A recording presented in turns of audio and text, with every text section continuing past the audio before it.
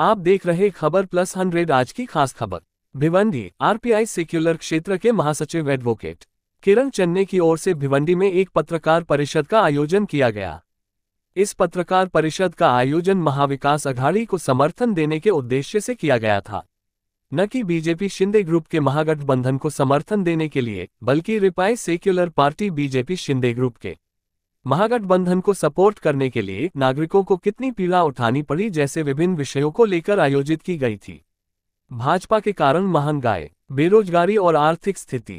किरण चन्ने ने साफ कर दिया है कि हमारी भिवंडी लोकसभा में RPI secular NCP Sharad Pawar गुट के सुरेश बालिया मामा महात्रे को पूरा समर्थन देगी।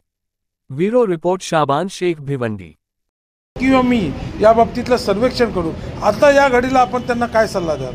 मी त्यांना एवढंच सांगेन की आजच्या घडीला उद्धव ठाकरे गट बाळा मामा यांच्या बरोबर आहे। दलित आणि मुस्लिम 90% वोटिंग ही मला वाटते इंडिया गठबंधन आघाडीच्या बाजूने होईल, तसा आम्हाला जनतेमध्ये जनमानस दिसतो।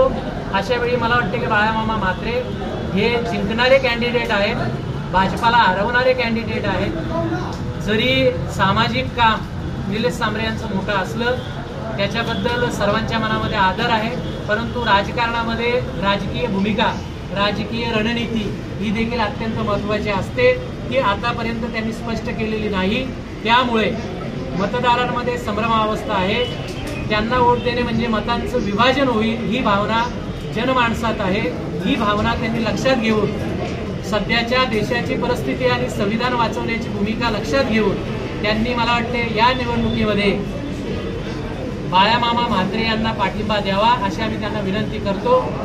यानंतर जे विधानसभाच्या निवडणुका येतील त्यामध्ये त्यांनी इंडिया गठबंधन आघाडी समवेत चर्चा करून चांगले कॅन्डिडेट कसे त्यांचे निवडून येतील याच्यासाठी त्यांनी प्रयत्न करावा, अशी आंबेडकरवादी अनुयायी म्हणून, लोकशाहीला मानणारा आणि एक प्रागतिक विचाराचा अनुयायी म्हणून, सर्व जाती धर्मांना घेऊन चालणारा अनुयायी म्हणून आम्ही सर्वजण त्यांना या ठिकाणी विनंती करत आहोत। धन्यवाद।